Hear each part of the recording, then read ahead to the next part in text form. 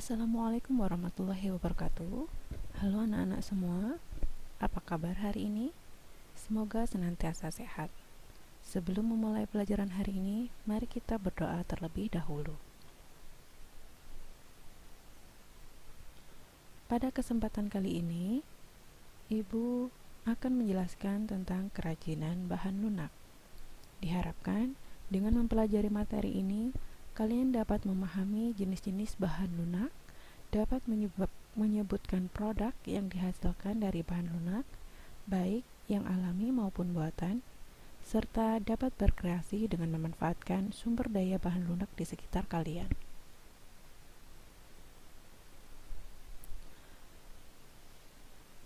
Produk kerajinan bahan lunak merupakan produk kerajinan yang menggunakan bahan dasar yang bersifat lunak yang didapat dari alam maupun buatan. Bahan lunak yang digunakan, yang pertama, bahan lunak alami. Bahan lunak alami adalah bahan yang diperoleh dari alam sekitar. Contohnya, tanah liat, serat alam, dan kulit hewan. Bahan lunak buatan. Bahan lunak buatan adalah bahan yang melalui proses dengan beberapa tahapan agar menjadi lunak. Contoh, bubur kertas, gips, fiberglass, lilin, sabun, dan clay. Teknik pembuatan kerajinan bahan lunak.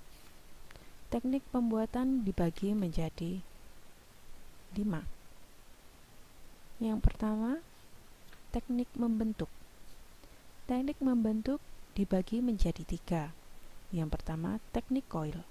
Lilit dan pilin biasanya digunakan oleh para seniman dan pengrajin keramik. Yang kedua, teknik putar. Teknik pembentukan dengan alat putar dapat menghasilkan bentuk yang simetris dan bervariasi. Teknik pembentukan dengan teknik putar sering dipakai oleh pengrajin keramik tradisional, biasanya menggunakan alat putar. Yang ketiga, teknik cetak. Teknik cetak dibagi menjadi 2 macam.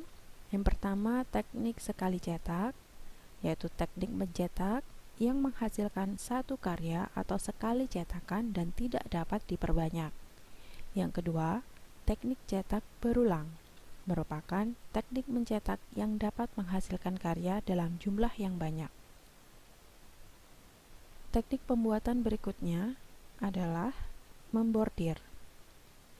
Bordir merupakan hiasan yang dibuat di atas kain atau bahan lain dengan jarum jahit dan benang. Yang ketiga adalah teknik menenun. Pada kerajinan yang dibuat dengan teknik menenun, biasanya menggunakan alat yang disebut lungsin atau pakan. Beberapa daerah di Indonesia memiliki kesamaan dalam teknik menenun. Contoh teknik menenun adalah kain tenun khas daerah di Nusantara. Contoh kain ulos dari Batak, kain tapis dari Lampung, kain torso dari Jepara, dan kain songket yang dibuat di Sumatera, Bali, Kalimantan, dan Sumbawa. Teknik berikutnya adalah teknik mengukir. Teknik mengukir merupakan kegiatan menggores, memahat, dan menoreh pada permukaan benda yang diukir. Teknik mengukir biasanya diterapkan pada bahan kayu. Akan tetapi, teknik ini dapat pula diterapkan pada bahan lunak seperti sabun dan lilin. Yang terakhir adalah teknik menganyam. Teknik menganyam biasanya digunakan dari bahan dasar tumbuhan. Tumbuhan tersebut diambil seratnya sehingga dapat dianyam menjadi produk kerajinan yang bagus. Contoh serat yang dapat digunakan untuk menganyam adalah rotan, bambu, daun lontar, daun pandan, dan eceng gondok. Produk yang dihasilkan dari teknik menganyam seperti tikar, topi, tas, keranjang, dan lain sebagainya.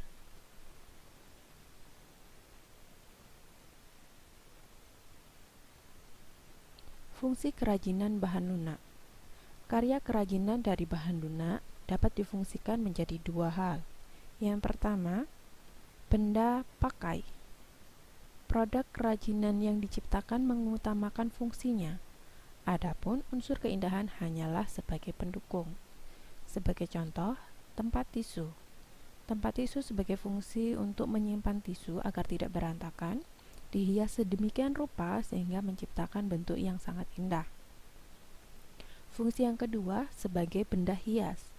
Produk karya kerajinan yang diciptakan lebih menonjolkan aspek keindahan daripada aspek kegunaan. Contoh, ukir-ukiran yang berada di dinding masjid ataupun di rumah-rumah kalian. Fungsinya hanya sebagai hiasan semata dan sebagai bentuk keindahan dari karya manusia.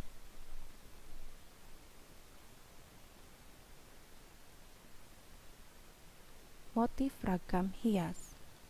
Motif ragam hias pada kerajinan berbahan dasar lunak dibagi menjadi 4. Yang pertama, motif geometris. Motif yang memiliki bentuk teratur dan dapat diukur menggunakan alat ukur. Yang kedua, motif realis. Motif yang dibuat berdasarkan bentuk-bentuk nyata yang ada di sekitar alam. Yang ketiga, motif dekoratif. Motif yang dibuat dengan tujuan mengolah suatu permukaan menjadi lebih indah. Dan yang terakhir adalah motif abstrak. Motif yang tidak dikenali kembali objek asal yang digambarkan atau memang benar-benar abstrak.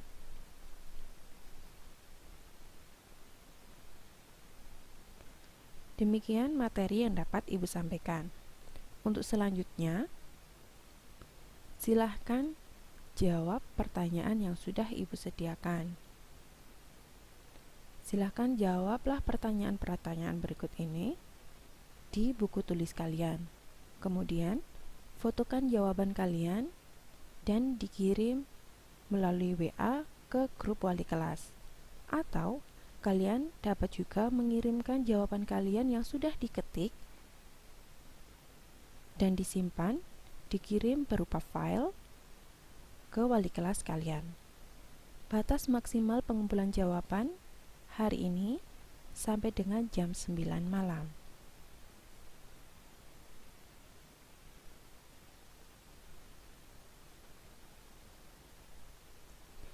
Terima kasih, semoga bermanfaat. Sampai jumpa minggu depan. Wassalamualaikum warahmatullahi wabarakatuh.